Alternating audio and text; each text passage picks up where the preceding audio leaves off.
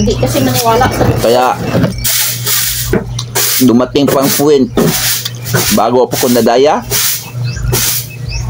hindi ko kahiya ba? Oo. Sa media ma ito, nanangon na tiriring ko ba? Ginatalian ko sa kamay, sa ospital, pati ang paa. nagubat, nagtakbo. Di ko na alam kung anong ginagawa ko sa ospital. Ginikwento lang nila sa akin. Kung Diyos ko Lord, wala talaga akong muang-muang. Kaya yun na. Di talaga pwede akong dialysis nga na ganyan naman ko. Sabi ko, Diyos ko. Kaya ang tao ngayon, pag okay ang pakiramdam, walang kakuntiyentuhan. Inom, kain, giwarningan na, nga hindi dapat kumain pa rin. Walang kakuntiyentuhan. Kaya doon na. Pag problema na, wala, nasa bandang huli ang pagsisisi. Katulad sa akin, wala magawa. Ang akin lang sa sariling sisihin dito.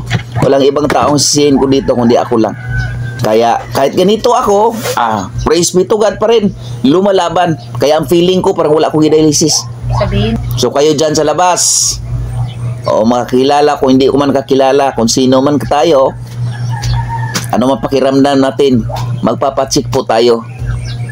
Mintras maaga pa. Lalo nang namamaga yung paa, masakit ang likod, ang baywang niya nagsusuka. Ganaw mga signs parating mag-ihi, kunti lang ang ihi. Yan mga signs na yan. Wala na niya puskuan, manghihina yung katawan mo. Ang potassium mo, minsan namumutla ka, mga ganyan.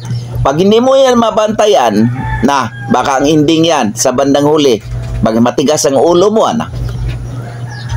baka katulad ka sa amin, isang dialysis.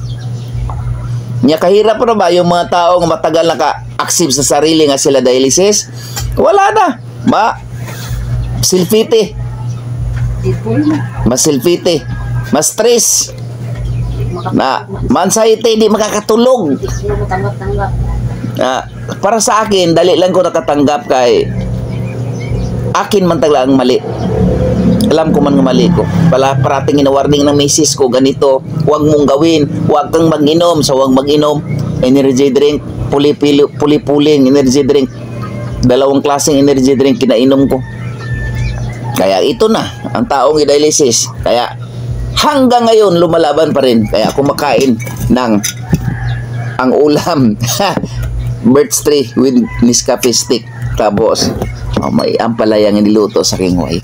Kaya guys, bye-bye. Kay mamaya, prepare mo na ako kay mamaya. Going to San Francisco para daya. 10:00.